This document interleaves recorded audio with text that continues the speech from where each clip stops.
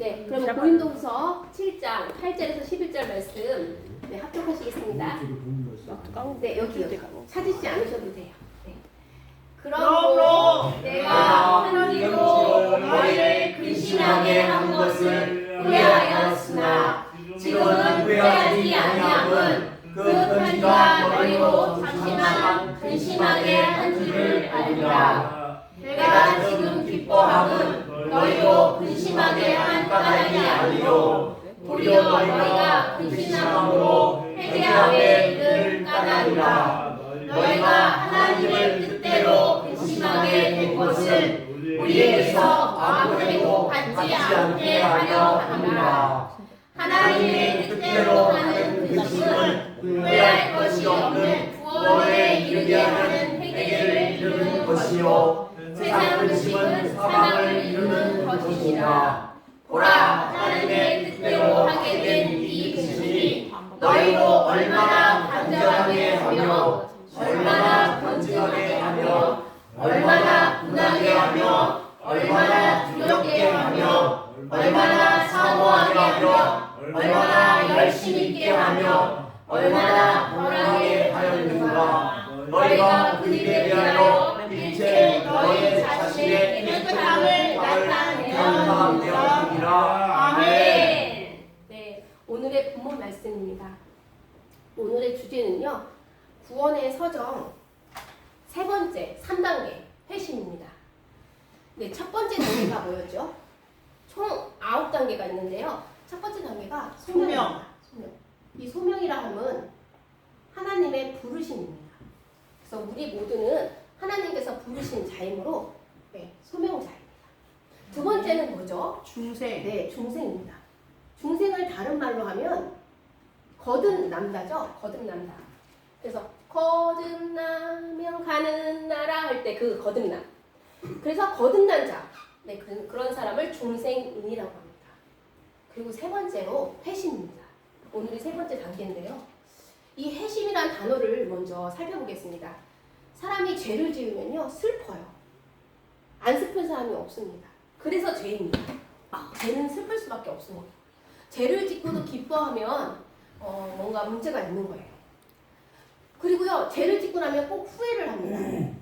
그런데 이를 죄를 슬퍼하고 후회하는 그런 마음으로 우리 예수님을 믿는 사람들은 무엇을 하냐면요, 회개를 합니다. 회개. 그리고 이 회개를 하여서요, 돌아와요. 누구한테 돌아오냐면요, 여호와 하나님께 돌아옵니다. 그러면 어떤 마음이 생기는 줄 아세요? 믿음. 하나님을 믿는 믿음이 생겨요. 이 믿음이 생기는 그 마음. 죄를 짓고 슬퍼하고 후회하여서 회개하고 난 다음에 하나님 앞에 다시 돌아와서 하나님을 믿는 그 믿음이 생기는 마음까지가 회심입니다. 단순한 회개만 회심이 아니라요, 회개하고 돌아와서 믿는 것. 그래서 단순한 뉘우침, 죄를 슬퍼하고 후회하는 마음까지는 누구나 가질 수 있어요. 이 단순한 뉘우침이 아닌 반드시 회개하고요, 그리고 믿음을 수반하는 마음, 회개한 다음에 믿음을 가지는 그 마음을 회심이라고 합니다. 이 회심을 이렇게 한번 예레미야 3장 22절 23절 말씀으로 다시 한번 확인해 보겠습니다. 합독하시겠습니다. 개혁한 자식들아 돌아와, 내가 너희의 개혁함을 고치리라 하시니라. 보소서, 우리가 주께 왔사오니 주는 우리 하나님 여호와이시니이다. 작은 산들과 큰 산 위에서 떠드는 것은 참으로 헛된 일이라. 이스라엘의 구원은 진실로 우리 하나님 여호와께 있나이다. 아멘. 네, 배역한 자식들아, 이건 죄를 지은 자들이에요. 돌아오라. 여호와 하나님께 돌아오라. 그러면 내가 너희의 배역함을 고치리라. 이 돌아오라라는 것은 진실한 회개를 얘기합니다. 진실한 회개. 진실로 회개를 하면 하나님께서 너희의 배역함을, 너희의 죄악을 없애주시겠다, 고치리라 하십니다. 그래서 이스라엘 백성들이 고백을 해요. 보소서, 우리가 주께 왔사오니, 회개하고 왔사오니 주는 우리 하나님 여호와이십니다. 그리고 고백합니다. 작은 산들과 큰 산 위에서 떠드는 것은 참으로 헛된 일이라. 그래서 이스라엘의 구원은 진실로 우리 하나님께 여호와께 있나이다. 이게 바로 믿음이에요. 구원은 하나님께 있는 겁니다. 이것이 바로 믿음입니다. 그 진정한 회심은 그럼 어떻게 일어나는가 궁금하시죠? 진정한 회심은요, 중생의 기초에서 일어납니다. 거듭나야지만 일어나는 변화입니다. 거듭나지 않고서 바로 회개하고 바로 믿음을 가질 수는 없습니다. 중생에 기초하여서 거듭나야 가는 나라 하나님 나라, 거듭나야지만 일어나는 변화가 회심입니다. 회개할 수 있죠. 네, 그리고 두 번째는요, 하나님의 뜻대로 하는 근심이거든요. 이 하나님의 뜻대로 하는 근심, 오늘의 본문 말씀 방금 전에 우리가 같이 한번 읽은 건데요. 그러면 하나님의 뜻대로 하는 근심은 뭘까? 근심이긴 근심인데 왠지 좋아 보이죠? 자기 근심이 아니라 하나님의 뜻대로 하는 근심이래요. 이런 사람이, 이런 근심을 할 수 있는 사람이 진정한 회심입니다. 우리 먼저 그러면 궁금하시니까 하나님의 뜻대로 하는 근심을 한번 알아보겠습니다. 사도 바울이요, 이 고린도 교회, 고린도 후서잖아요. 고린도 교회 사람들이요, 죄악을 자꾸 행하는 거예요. 그래가지고 편지를 보냈는데 이 편지 내용이 뭐였을까요? 죄악을 행하는 사람들한테 편지를 보내면 너희들이 참 잘 살고 있구나, 너희들이 참 잘 믿고 있구나, 이런 말을 할까요? 아니요. 책망을 해주세요. 네. 네, 그래서 이 내용이 책망이었어요. 너희들 그렇게 하면 하나님이 너희들에게 멸망을 할 거야. 너희들이 구원받지 못할 거야. 이런 식으로 책망을 했겠죠. 너희들 그렇게 하는 거 옳지 않아. 그래서 너희를 근심하게 한 거예요, 사도 바울이. 그런데 그것이 후회가 된 겁니다. 그런데 후회하였다가 아니라 후회하였으나예요. 지금은 후회한다는 거 아니죠? 지금은 후회하지 않는데요. 그 편지, 책망의 편지를 너희에게 보냈는데 지금은 후회하지 아니한 이유가 그 편지가 너희로 잠시만 근심하게 한 줄. 잠시만 근심하게 했대요. 그렇게 내가 알았다. 내가 지금 오히려 근심하는 게 아니라 후회하는 것이 아니라 기뻐한다. 너희로 기뻐해. 왜냐하면 너희로 근심하게 한 까닭이요. 내가 이 편지를 써갖고 너희를 잠시만 근심하게 한 것을 나는 기뻐한다. 오히려 도리어 너희가 근심함으로 회개함에 이른 까닭이다. 네, 왜 기뻐했냐면요, 이 편지를 받고 고린도 그 교회의 사람들이요, 회개를 했습니다. 다시금 진정으로 하나님 앞으로 돌아왔습니다. 이 바울의 편지를 받고요. 너희가 하나님의 뜻대로 근심하게 된 것은 우리에게서 아무 해도 받지. 누가 해를 받지 않는 거예요? 사도 바울 같이 전도하는 사람이 해를 받지 않는다는 게 아니라 너희가 고린도 교회에 너희들이 아무 해도 받지 않게 하려 합니다. 그것이 바로 하나님의 뜻대로 한 근심을 하게 된 것을 얘기해요. 근심은 나쁜 건데, 그런데 하나님의 뜻대로 하는 근심을 하게 되니까 아무 해도 받지 않는데요, 오히려. 네, 그 하나님의 뜻대로 하는 근심은 후회할 것이 없는 구원에 이르게 하는 회개를 이루는 것이요. 네, 바로 이것이 하나님의 뜻대로 하는 근심은요, 구원에 이르게 하거든요. 그렇기 때문에 후회할 것도 없고 이것으로 아무 해를 받지 않는다는 것입니다. 이 하나님의 뜻대로 하는 근심, 이것이 바로 회심입니다. 너무나 힘들어요. 너무나 괴로워요. 얼마나 힘든지 몰라요. 하지만 그 근심이 하나님의 뜻대로 하는 근심이라면 그거는 구원에 이르게 하는 회개를 이끄는 근심이기 때문에 그것은 후회할 것도 없고 또 아무 해도 받지 않는다는 것입니다. 그러면서 이렇게 얘기했습니다. 세상 근심은 사망을 이루는 것이다. 맞습니다. 세상 근심은요, 하나님과 아무 관계가 없어요. 내 죄로 인한 고통을 받는 거예요. 그래서 당연히 죄를 지으면 고통을 받죠.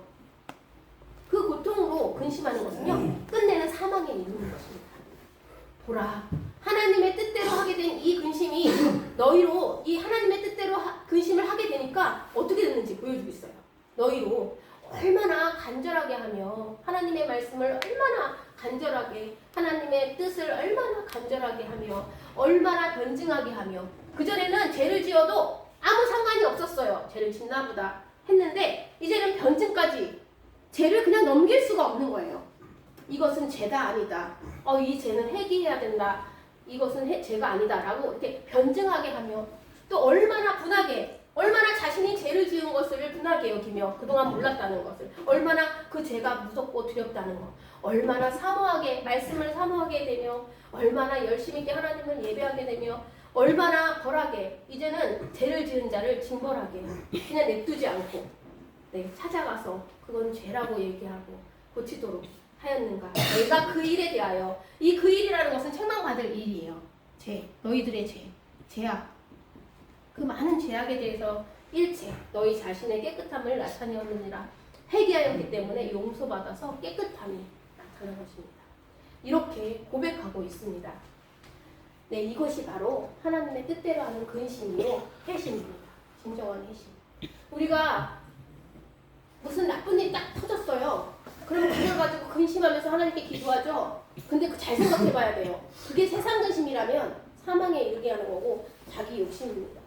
그런데 그것이 하나님의 뜻대로 하는 근심이라면 그것은 정말 하나님이 기뻐하시는 이 진정한 회심이 될 것입니다.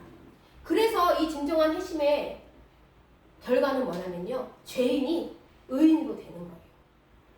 어떤 의인이 되냐면 예수님을 믿는 예수님의 십자가로 구원받은 구원의 확신이 있는 의인이 되는 것입니다. 네, 그러면 어떻게 회심하게 되나요? 궁금하시죠? 이 회심하는 단계가요. 꼭 이렇게 1번, 2번, 3번이 정해진 게 아닙니다. 다 같이 되는 건데요. 그것 중에서 제일 먼저 변화가 오는 게 지적 변화입니다. 이 지적 변화라는 것은 아는 거죠? 아는 거. 관점의 변화예요. 우리 많은 사람들이 나의 세계가는 일에, 나의 가치가는 일에 이렇게 얘기하죠. 그 관점이 어디에 있느냐가 변하게 됩니다. 그전에는 내가 주인이었어요. 그런데 이 관점이 변하면 어떻게 되냐면 하나님이 왕이 되시고 하나님이 주인 되시는 겁니다. 그러면 사물이 틀리게 보입니다. 근데 이걸 어떻게 알 수 있냐면요. 사람이 알 수 없고요. 성령의 감동함을 받아서 죄인임을 깨닫는 자가 본인이 아는 겁니다. 난 정말 죄인이야. 이렇게 깨달으면 벌써 관점의 변화가 일어나기 시작한 것입니다. 난 죄 안 지었는데? 나는 저 사람보다는 죄인 아닌데? 이렇게 얘기하는 사람. 그런 사람은 아직은 직접 변화가 없는 거죠. 관점의 변화가 없는 거죠. 하나님 앞에 저가 죄인입니다. 이렇게 깨닫는 자. 깨닫는 자가 직접 변화, 관점의 변화가 일어나기 시작하는 거예요. 그러면 회심하게 되는 겁니다. 우리 로마서 1장 29절에서 32절 이 말씀이 뭐냐면요. 중생 전에 사람을 얘기해요. 중생 전. 우리 회심은요. 진정한 회심은 중생에 기초하거든요.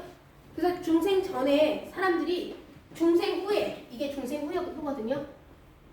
중생 후 어떻게 변하는지 우리 말씀으로 한번 알아보도록 하겠습니다. 중생 전의 사람들, 중생 전의 인생들은 이렇습니다. 우리 함께 읽어보겠습니다.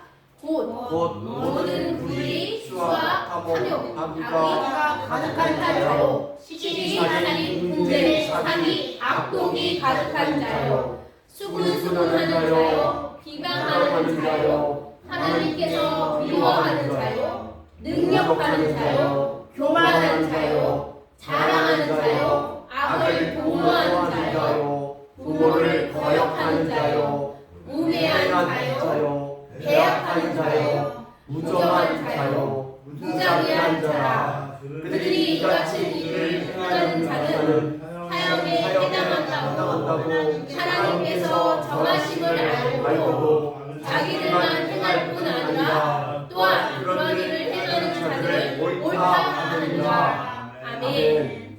네, 불의를 행하고요, 추악해요, 탐욕하고요, 악의가 가득해요. 그리고 시기하고 살인하고 분쟁하고 사기하고 악독이 가득해요. 중생 전의 인생들은요 수근수근거려요. 남의 잘못을 가만 놔두지 않죠. 비방해요. 그래서 하나님이 미워하는 자예요. 그리고 능욕하는 자고요, 교만한 자고요, 그리고 자랑해요. 그리고 악을 도모하고요, 그리고 부모를 거역하고요, 우매한 자고요, 약속을 지키지 않아요, 배약하는 자고요, 그리고 무정한 자, 무자비한 자들이에요. 지금 방금 제가 이렇게 읽은 그들이요, 이 같은 일을 행하면서도요, 분노하고 부모를 거역하고 이런 일을 행하면서도요. 이것이 사형에 해당한다고 다들 배웠어요. 십계명에서도 다들 알려줬어요. 그럼에도 불구하고 자기들만 행하면 좋겠는데 자기들만 행할 뿐 아니라 자기 말고 다른 사람이 그런 일을 행해도 이렇게 시기하고 살인하고 분쟁을 해도 그런 일을 행하는 자를 옳다 하느니라. 예, 이것이 바로 중생 전의 사람입니다. 중생이 된 자는 이렇게 할 수가 없습니다. 이렇게 한 자를 불쌍히 여기시고 기도해 주죠. 네, 그런데 중생 후가 되잖아요. 그럼 이렇게 됩니다. 우리 다 함께 로마서 3장 20절 합독하시겠습니다. 그러므로 율법의 행위로 그가 앞에 의롭다 하심을 얻을 육체가 없나니 율법으로는 죄를 깨달으리라. 아멘. 네, 율법의 행위 요건요 이렇게 이런 것들 하지 마라 이런 거 다 율법의 행위로 알 수 있어요. 근데 그의 앞에서요 하나라도 내가 여기 있는 거 하나도 다 안 어기고 다 지켰어요. 저는 악을 도모 안 했거든요. 저는 부모를 거역 안 했거든요. 저는 우매한 자 아니에요. 저는 무정한 자가 아니거든요. 저는 교만하지 않거든요. 한 가지도 걸치지 않는다고요? 이 세상 모든 사람은 그렇지 않습니다. 여기 중에 한 가지 이상, 네, 두 가지 이상, 10가지 이상을 죄를 짓고 살아요. 그래서 하나님 앞에서 율법의 행위로 하나님 앞에서 의롭다 하심을 얻을 육체가 이 세상엔 하나도 없습니다. 네, 의인은 하나도 없죠.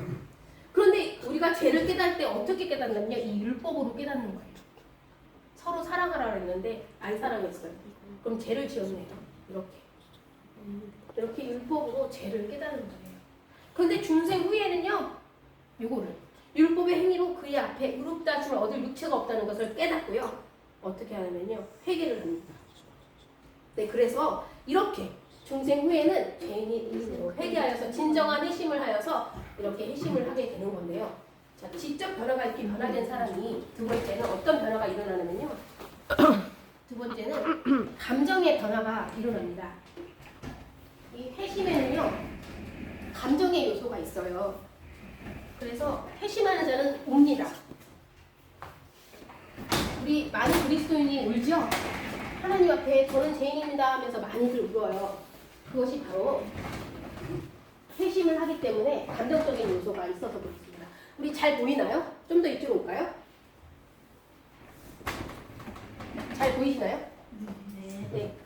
이 감정적인 변화는요, 이전의 삶, 중생 되기 전의 삶이 방향이 판명치 못했다라고 깨닫게 되기 시작합니다. 중생 전 나의 삶의 방향이 정말 할망치 못했어. 그러면서 자기를 자책해요. 그러면서 뉘우침이 일어납니다. 내가 왜 그랬을까? 그러지 말아야지 하면서 그게 시작입니다. 그런 감정적인 변화가 일어나면요, 어떻게 되냐면 통해 자복을 하게 됩니다. 그게 진정한 회심입니다. 여러분, 다윗의 범죄한 후 어떻게 통해 자복했는지, 네, 이게 시편 51편 말씀에 다 적을 수가 없어서 대표적인 우리 모든 사람들이 알만한 이 다윗이 범죄한 후 통해 자복을 이렇게 했다라고 많은 사람들이 알고 있죠. 그것만 적어봤습니다. 나의 죄를 맑게 씻어주시옵소서 한 다음에 나의 죄를 깨끗이 제하소서.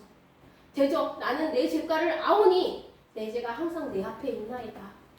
하나님이여 내 속에 정한 마음을 창조하시고 내 안에 정직한 영을 새롭게 하소서.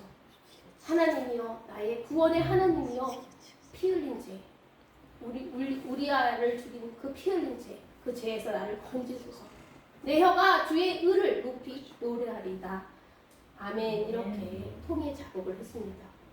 여러분, 많은 그리스도인도 이렇게 통해 자복을 합니다. 우리들도 이렇게 통해 자복할 때가 있었음을 다 모든 사람들이 있었을 거라고 생각합니다. 네, 우리 모두는요, 진정한 회심을 한 자이고, 네, 많은 사람들에게 이 진정한 회심을 알려야 합니다. 우리의 삶이 전혀 흘러가지 못해. 우리는 그것을 깨닫고 통해 자복해야 된다. 다윗처럼, 이렇게 다윗처럼 하나님께서 칭찬하시고 하나님께서 이렇게 크게 이름도 높여주시고 한 이 다윗처럼 이렇게 경건한 자도 이렇게 범죄를 해서 통해 자복을 했는데, 우리도 이렇게 다윗처럼 이렇게 통해 자복을 하나님 앞에 해야지만 진정한 회심이 되는 것입니다. 네, 하나님이 이것을 기뻐하십니다. 그래서 다윗을 참 기뻐하셨어요. 큰 죄를 저질렀음에도 불구하고. 그러면 의지적인 변화가 일어나거든요. 어떤 변화가 의지적인 변화냐면요. 제약으로 치닫던 생애의 전 과정을 수정하기 시작합니다. 이제부터는 수정하기 시작하는 거예요. 수정하지 않으면 회심이 아닙니다. 여기까지는 누구나 다 할 수 있을지도 몰라요. 그런데 수정을 꼭 해야 된다. 수정. 이게 중요한 거예요. 하나님을 믿고 따르는 삶을 살아야겠다라는 결단의 변화가 일어나게 됩니다. 그것이 바로 의지적 변화입니다. 이제는 죄를 안 짓고 새롭게 살아야겠다. 이렇게 결단력인 의지와 함께 각오가 생깁니다. 아멘. 우리 다 함께 이사야 선지자가 그래서 백성들에게 이렇게 결단하고 의지를 가지고 하나님께 돌아오라 한 말이거든요. 우리 한번 다 함께 이사야 55장 7절 말씀 합독하시겠습니다. 악인은 그의 길을 불의한 자는 그의 생각을 버리고 여호와께 돌아오라. 그리하면 그가 긍휼히 여기시리라. 우리 하나님께로 돌아오라. 그가 너그럽게 용서하시리라. 아멘. 네, 악인은 그의 길에서요. 그의 길에서 떠나야죠. 불의한 자는 그의 생각을 버려야 돼요. 그래서 어떻게 해야 돼요? 여호와께 돌아오라. 이게 진정한 회개입니다. 돌아오라 이게 회개하라예요. 회개하고 여호와께 돌아오면 그리하면 그가 여호와께서 긍휼히 여기시리라. 우리 하나님께로 돌아오라. 그가 너그럽게 용서하시리라. 아멘. 했습니다. 이렇게 하면 진정한 회심이 되는 거거든요. 그러면 이제 마지막입니다. 우리 회심. 이 회심이 회개와 믿음까지가 회심이에요. 그런데 믿음을 다음 주에 할 거거든요. 그래서 믿음을 딱 띄워놓고 원래는 정확히 나눌 수 없습니다.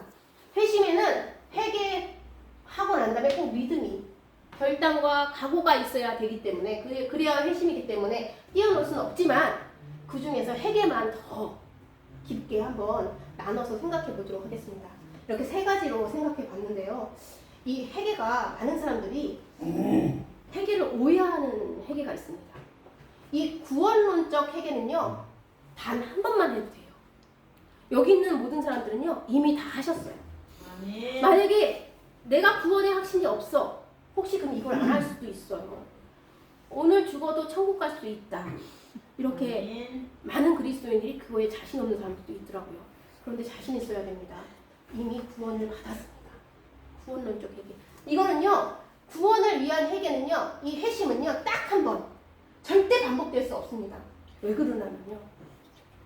우리 한번 히브리서 6장 4절에서 6절 말씀 한번 합독해 보겠습니다. 이걸 보면 딱 알 수 있거든요. 한번 합독하겠습니다.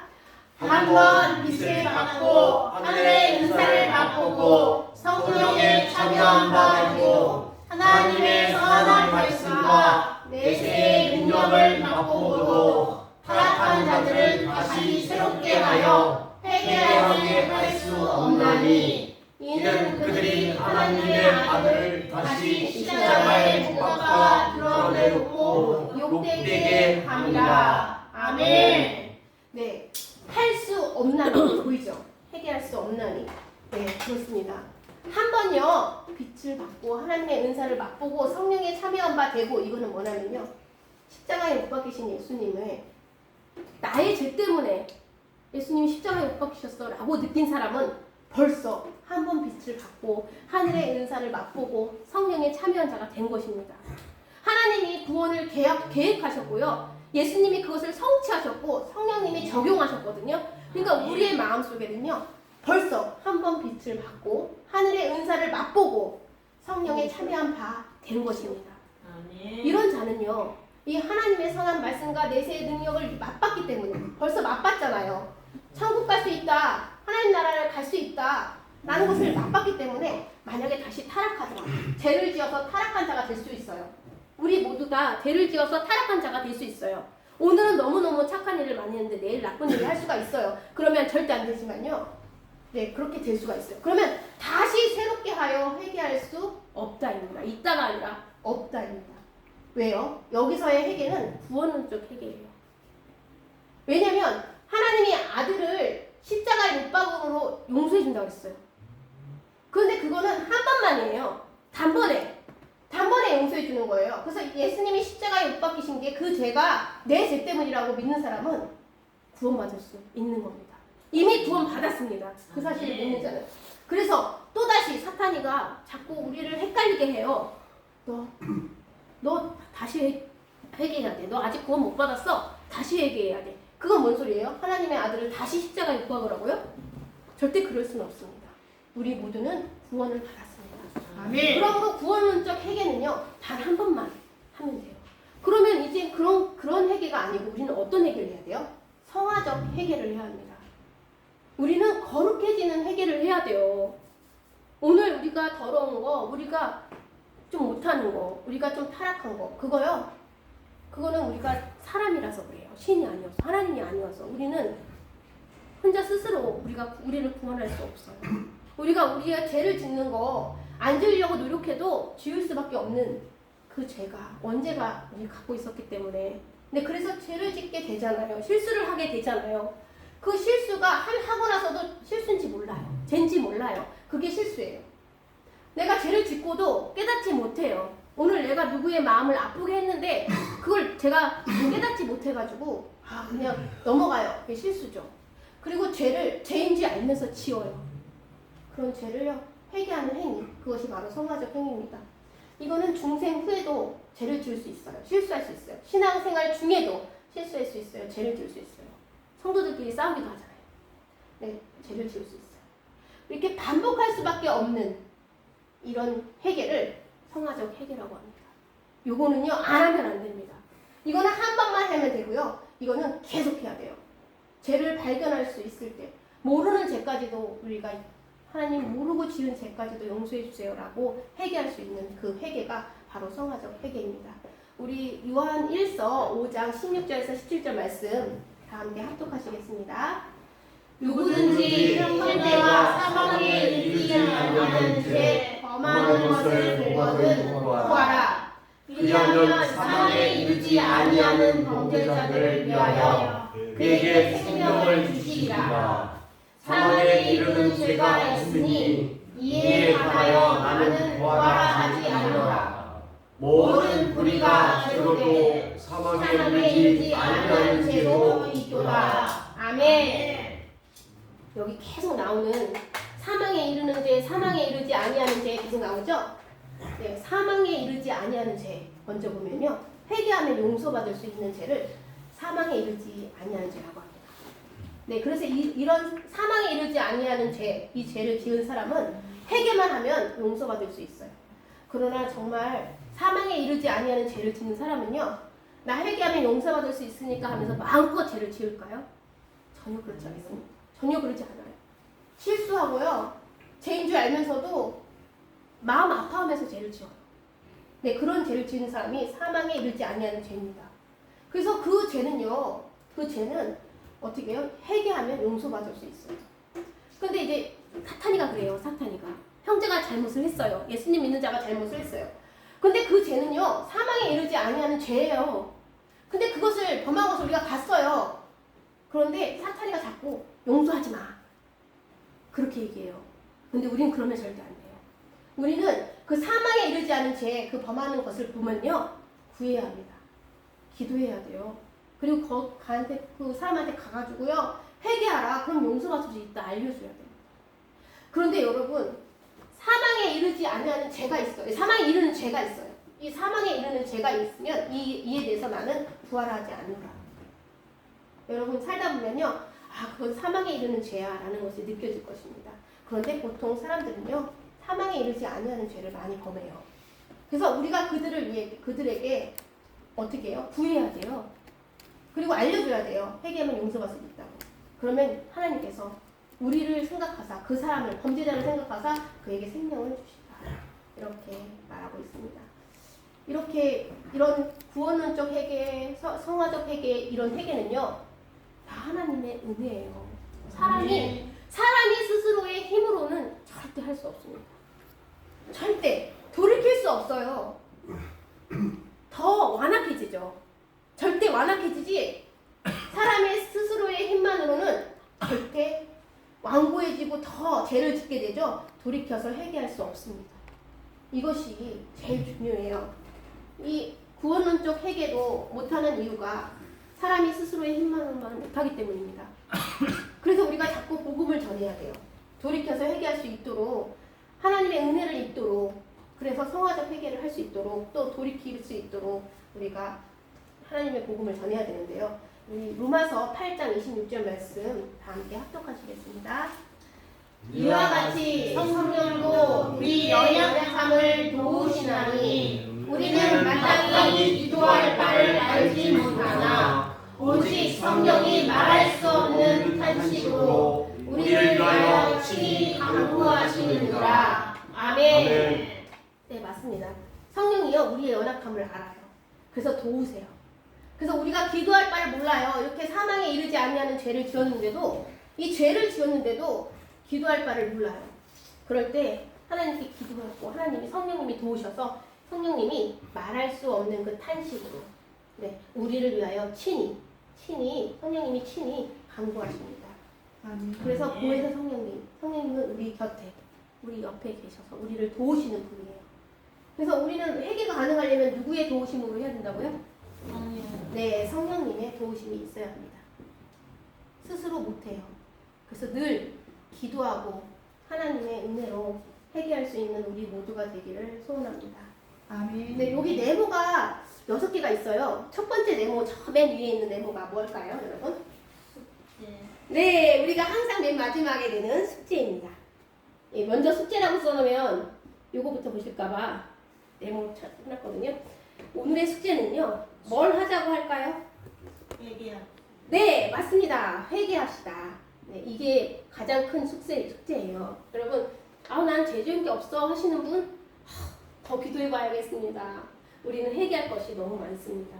그래서 첫째, 회개합시다. 그리고 두 번째, 안 믿는 자에게 나아가서는요, 어떤 회개를 우리가 전해야 될까요? 오늘 배운 회개 중에서? 구원론적. 네, 맞습니다. 그들은 구원의 확신이 없어요.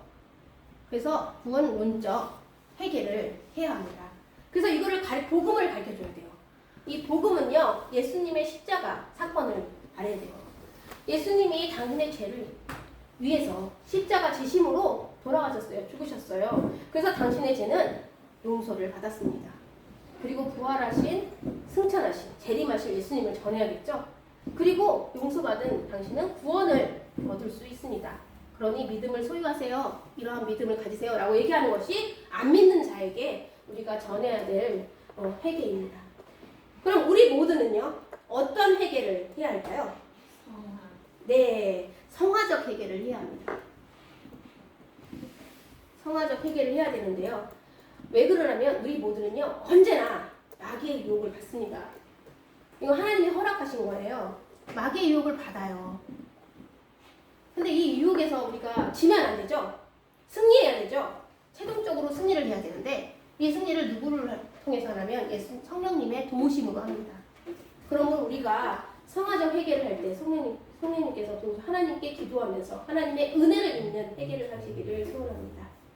자, 여러분, 이거 4번, 어떤 근심은 버려야 되고 어떤 근심을 해야 합니다. 그럼 어떤 근심을 버릴까요? 네, 세상 근심을 버려야 합니다. 자기의 근심, 하나님과 상관없는 세상 근심, 이거는요, 버리십시오. 그래서 근심하지 말라 그러잖아요. 네, 세상 근심을 버립시다. 그리고 또 어떤 근심을 해야 되죠? 누구의 뜻대로? 네, 하나님의 뜻대로. 네, 하나님의 뜻대로 하는 근심을 합시다. 사도 바울이 고린도 교회에게 했던 하나님의 뜻대로 하는 근심, 네, 그 근심을 우리가 해서 네, 구원에 이르는 그런 하나님을 기쁘시게 하는 네, 그런 회개를 하는 그런 자가 되자고 전하기도 하고 우리도 그렇게 되기를 소원합니다. 그리고 5번째인데요. 결단을 꼭 하셔야 돼요. 이 기도를 열심히 하고요. 딱 돌아서면 안 되고요. 꼭 결단을 해야 합니다. 그리고 각오를 해야 합니다. 내가 지키리라. 그래서 결단하고 각오하는 한 주가 되기를 소원합니다. 아멘. 그럴 때 나를 의지하지 말고 주님만 의지하고 나아가서 네, 하는 회개하는 우리 모두가 되기를 소원합니다. 아멘. 기도하겠습니다.